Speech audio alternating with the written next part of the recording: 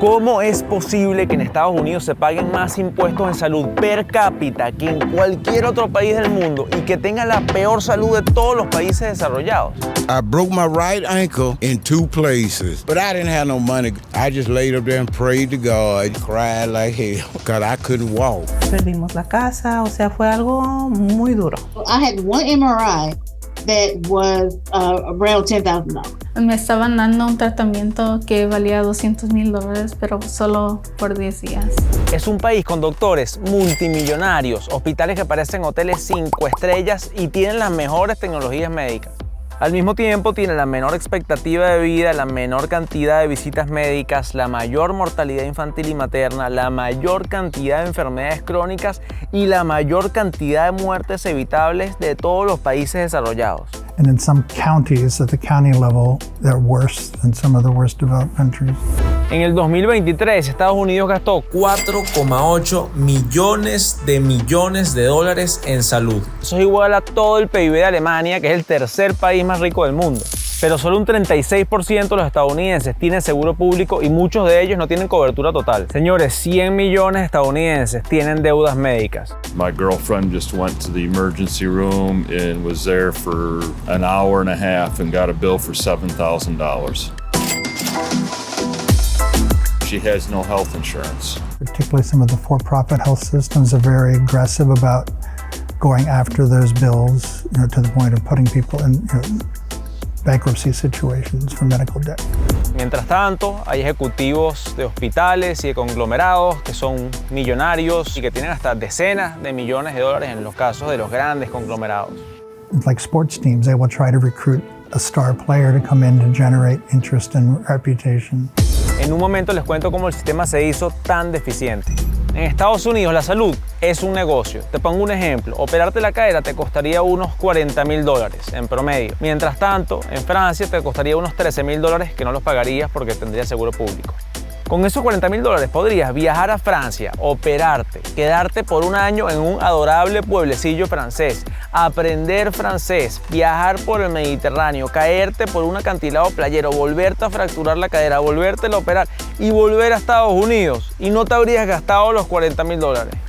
We're paying 50% to twice as much per person for healthcare as any other developed country. We're not living as long, we're not as happy, we're not as efficient. If I were the CEO of American Healthcare, I would be fired for these kinds of results. La pregunta que a mí me fascina es ¿por qué la salud es tan extraordinariamente cara en el país más rico del mundo? Our healthcare industry is incredibly privatized, and so then people don't have access to the services that they need, the care they need, and yeah, it's fucked up.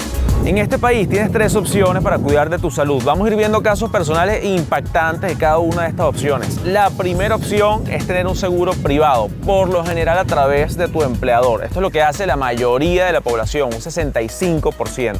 Employer-based healthcare, and if you have a pre-existing condition, unless you go to another employer or other large group, you might be excluded from that, so it becomes almost a form of indentured servitude. Estos seguros pueden ser excelentes o pueden ser muy precarios. La Toya trabajaba en un hospital de alta gama, estaba asegurada a través de este hospital y miren lo que le pasó. I was working as a pastry chef in a hospital, and I was sick in the hospital. I fainted in the hospital. When I woke up in the ER at that same hospital, they wanted to simply stabilize me and ship me off to a more public, lower level hospital because the insurance I had would not cover the care that I needed.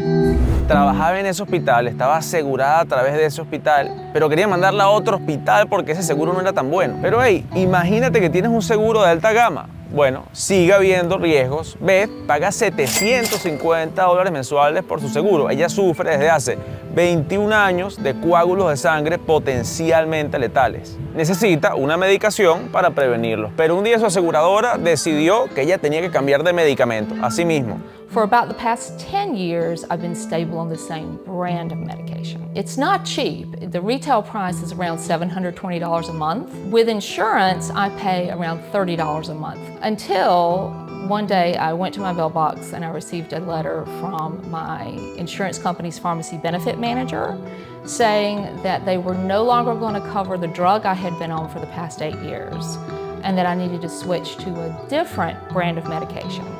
And that was it. It didn't even include a phone number to call if I had questions. And it's actually the top drug for adverse events. More hospital ER visits happen because of this class of medication than even opioids. My own father, when he took this particular class of medications, he developed a bleed in his lungs, which the doctors could not control, and he actually died from the bleed. I was completely shocked. I didn't realize that anyone other than my doctor could essentially decide which blood thinner I was on, given the risks involved in this particular class of medication. And it's very frustrating to then have a corporation come and overrule that and say, no, that's not the medication you need. We know better. You need to be on this other medication. But it just happens to be the medication that they get the highest kickback on. But when a corporation simply says, okay, you're stable, you're doing well, but we're gonna make you change it up just because we get more money on a different medication. Es una condición muy delicada. No puedes estar cambiando de medicamento como si estuvieses cambiando de shampoo. Y Beth no fue la única afectada. This is a corporate decision. What it is, what I learned afterwards, I got to looking into this, and I was not the only patient that received that letter. There was around 150,000 other heart patients who this specific medication was also dropped. And it was only until patients like myself began contacting the news media, putting our stories out on social media saying, hey, bad things are happening to patients because they can't access their medication. There's treatment instability. Finally, after 6 months of being off formulary, CVS Health put this drug back on formulary for covered access. Esos fueron casos de personas con seguros privados. Esa es una de las opciones que tienen los estadounidenses. La segunda opción es estar asegurado con el Estado a través de un seguro público. Estos pueden ser Medicare, Medicaid u Obamacare, que son para personas mayores de 65 años, personas muy pobres o personas discapacitadas. Así está asegurado un 36% de la población. Muchos tienen una mezcla de seguros públicos y privados para cubrir brechas. Pero tener acceso a uno de estos seguros por discapacidad puede ser muy complicado. Kimberly tiene una enfermedad llamada esclerodermia, es una enfermedad degenerativa que afecta a sus articulaciones. La diagnosticaron a los 12 años y su enfermedad fue progresando, empeorando, hasta el punto de que la amputaron a los 15 años. Y ahí fue que le dieron el seguro médico. Sí, soy discapacitada. Cuando me pegaron los scleroderma y Raynaud's, como pierdo parte de mis dedos. Y luego a los 15 años creo que es cuando empecé a perder los dedos de mis manos y es cuando oficialmente ya no podía ni trabajar ni nada. Ellos es cuando de verdad me vieron como, estás discapacitado, ocupas ayuda de tus padres, y después me dieron el Medicare. Ahora, gracias al seguro público Medicaid, ella y su familia no tienen preocupaciones financieras por su enfermedad. 119 millones de estadounidenses gozan de un seguro público como este, aunque como ven los requerimientos pueden ser polémicos y no cubren todos los gastos en muchos casos. Entonces, la primera opción es el seguro privado, la segunda opción es el seguro público, la tercera opción es que no tengas seguro, que estés a la intemperie. Así vivieron Kimberly y sus padres durante varios años. Además de sufrir de esclerodermia, Kimberly sufrió 2 derrames. Esto fue una ruina financiera para su familia. Me estaban dando un tratamiento que valía $200,000, pero solo por 10 días. Mi mami tuvo que parar de trabajar, mi papi se fue a trabajar 3 trabajos, porque es cuando me pegó el derrame y ocupaba atención médica como las 24 horas al día. Mis padres, no sé en serio ni cómo lo hicieron, porque me mantuvieron como sin estresarme, nunca me estresaron con, oye, no podemos llevarte acá o agarrar ese tratamiento porque es demasiado caro. Y era un gasto enorme, porque en un principio cuando me diagnosticaron, mis padres trataron de ir a otros países, agarraron una segunda opinión, y ahí sí es cuando los gastos de verdad se fueron radical, se subieron. La madre de Kimberly me contó lo grave que fue la situación antes de gozar del seguro público. De nuestra parte, ¿verdad? que nos llevó a una situación económica muy difícil. Aunque trabajamos yo y mi esposo, perdimos la casa, o sea, fue algo muy duro, muy duro. Aquí ya después de los 3 años me la diagnosticaron a niña especial y es cuando le aprobaron su Medicaid. A partir de ahí pues ya fue un alivio, bueno, porque ya teníamos el diagnóstico y ella estaba enrolada con sus doctores, los especialistas, y en Medicaid pues sí le cubre todo a ella desde el momento que la deshabilitaron. Pero antes ella tomaba un medicamento que nos estaba costando como $1,200 al mes, 30 pastillitas. Sí, entonces los primeros 3 años fue súper difícil. No tener seguro aquí te pone la cosa demasiado difícil. Escuchen lo que le pasó a este señor. I broke my right ankle in 2 places. The doctor told me it was broken the worst way. So he told me to go to a bone specialist, but I didn't have no money to go to a bone specialist. I just laid up there and prayed to God, and it hurt me because I had to learn how to walk again and everything. I walk with a limp, but I never did go get it treated. They never did give me a boot to put on my foot. He just wrapped it up, and half of my feet was sticking out, but I was sleeping up under the bridge, and I just laid up under there and prayed to God, and cried like hell, because I couldn't walk, I couldn't walk, man. Si estás asegurado o no y qué tipo de plan tienes es importantísimo en Estados Unidos, porque los precios de los procedimientos médicos varían según quién paga. Your insurer has negotiated as the rate for that service. And so you'll see examples, particularly with like laboratory procedures. The stated list price for that lab procedure may be $1,000, but the insurance company has negotiated a price of $5. I mean, the disparity is often that great. It's obscene. But so the uninsured person is going to be charged that high amount. No one else is paying that. And so that's an imaginary number that people use as a reference point for getting to their negotiated rate. Por ejemplo, los seguros públicos como el Medicare y el Medicaid suelen pagar menos porque el gobierno negocia con los hospitales. Al tener muchos pacientes, el gobierno tiene mayor poder de negociación porque los hospitales, al no tener este negocio, perderían demasiado dinero. Entonces, los pacientes asegurados con estos seguros públicos son los que menos pagan. En cambio, los seguros privados que cubren a menos gente tienen menos poder de negociación con los hospitales y terminan pagando precios mayores. Los pacientes con estos seguros pueden que estén cubiertos por completo o puede que estén cubiertos parcialmente y puede que se endeuden por varios miles de dólares si sus gastos llegan a pasar de cierto límite. Here in Alabama, one of the restrictions that Medicaid patients have is that they only can have 14 visits per year for health care, with certain exceptions. If there are certain other exceptions, but on the whole, if you have somebody who's severely ill, 14 visits just may not be enough. Los que están peor, adivinen quiénes son, los que no tienen seguro, porque no tienen nadie que negocie por ellos, entonces terminan pagando los precios más altos. Lo que es peor, al no tener cobertura básica o primaria, terminan usando el servicio más costoso de todos, emergencias. They end up in the emergency room, and then there may be hospitalizations that occur out of that, and that's all very, very expensive. Si tienes la mala fortuna de desmayarte en Estados Unidos y de terminar en una de estas, puede que caigas en la bancarrota. The cost of like the ambulance when you get like injured and you don't really want an ambulance, but you take it anyway and you go to the hospital. That's ridiculous because then you end up owing so much money to like different companies, basically. People who don't have that much money, if they are given, okay, take these antibiotics, take this, take that, they can't even afford it. So they end up even more sick. My mother, for example, she has high blood pressure, but she can't afford the medication. Les pongo un ejemplo para que terminen de ver cómo varían los precios dependiendo de quién paga. Si te da una apendicitis y tienes seguro público, pagas $6,000. Si no tienes seguro, pagas $60,000. Ahora, la pregunta que yo me hago es, ¿por qué? ¿Por qué la salud es tan cara en este país? My opinion on American health costs is very, very expensive. It's high. It's really, really high.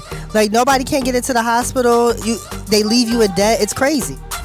En Estados Unidos la salud es un negocio y las aseguradoras privadas son actores protagonísticos. I think they're way too high, and I think they're driven by the insurance companies. I've talked with my doctor in the past, and he says everything that they ever bill, even if it's supposed to be covered, gets rejected the first time. They have to raise their costs because they have to submit stuff multiple times in order to get paid. Para que se hagan una idea, aquí detrás de mí en este edificio inconspicuo está una de las muchas oficinas de United Health. Es la aseguradora que mencioné hace un rato, que hizo $370 mil millones en el 2023. Para que se hagan una idea, eso es más que todo el PIB de Paraguay, Uruguay, Honduras, Guatemala, El Salvador, Nicaragua y Bolivia juntos.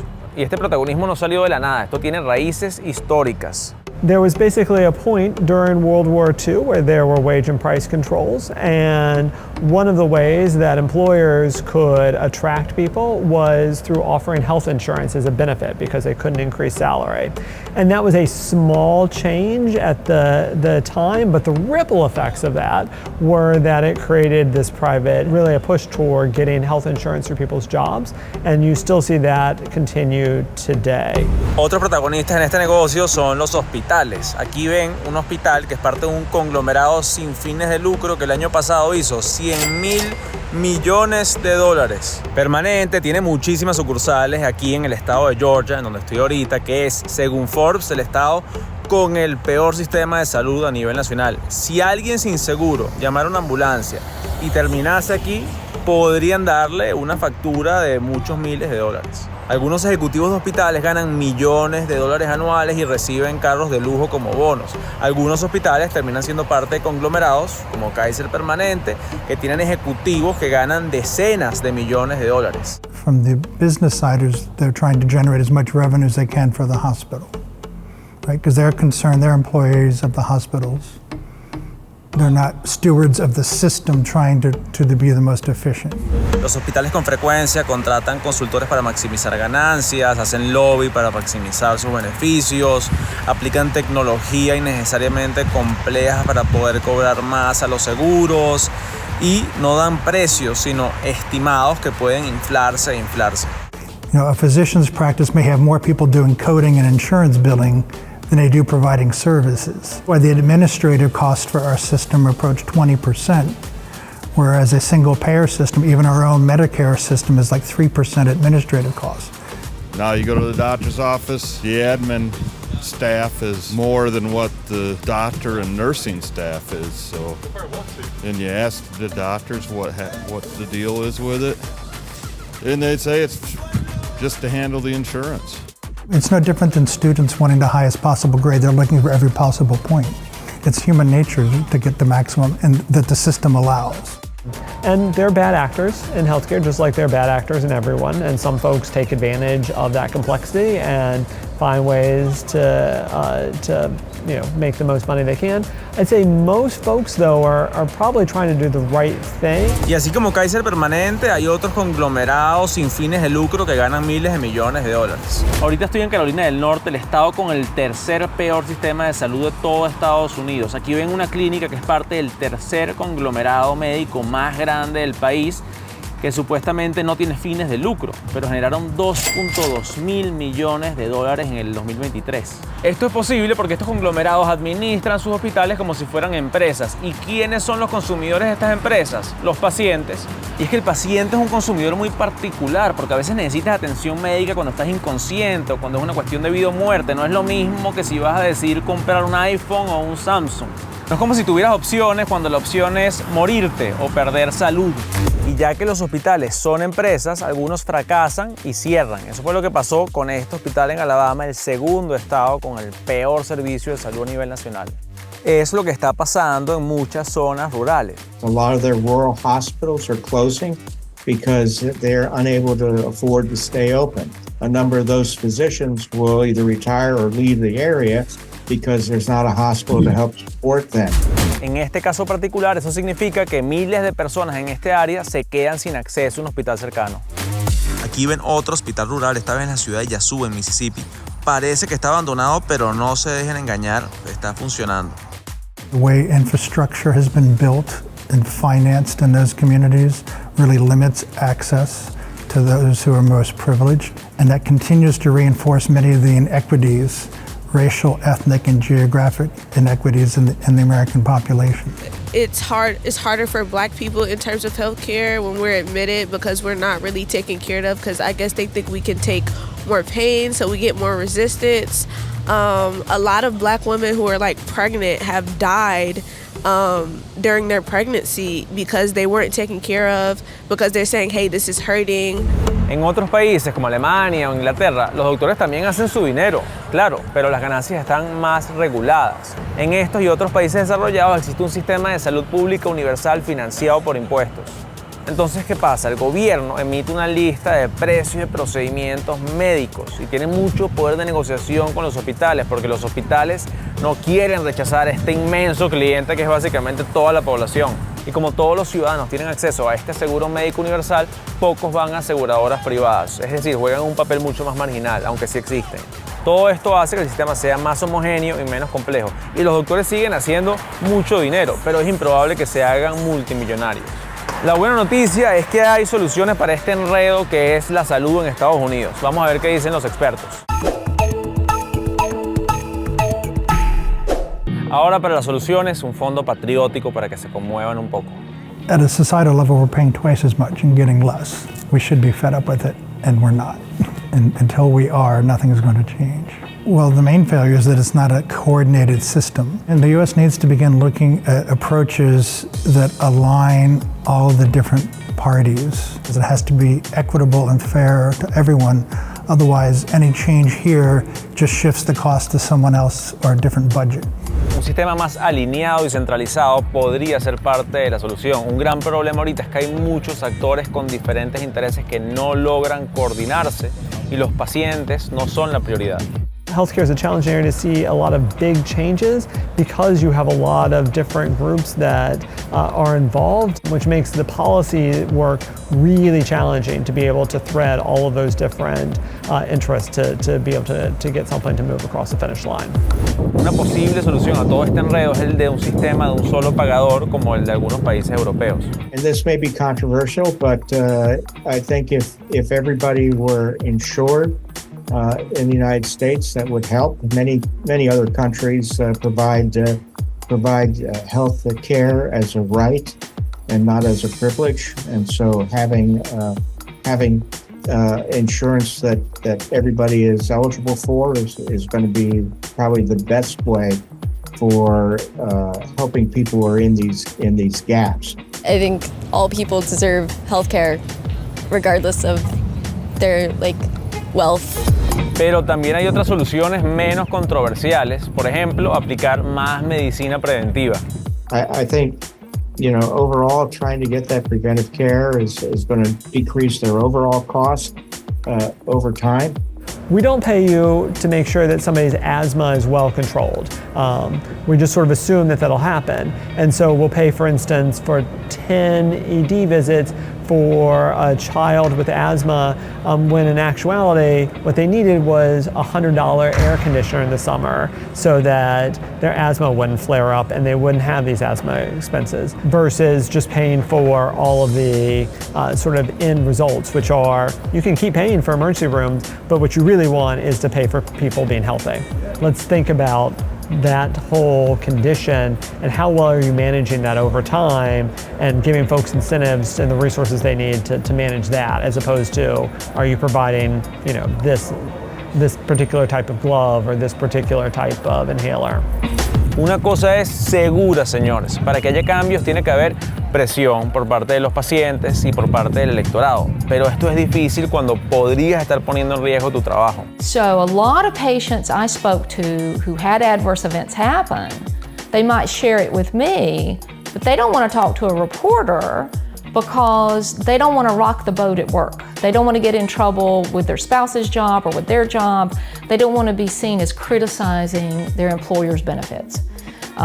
Because we rely on our insurance, and especially if you have a medical condition and you are dependent on your insurance. You can't afford to lose your job, you can't afford to lose access, you're gonna be quiet and not rock the boat.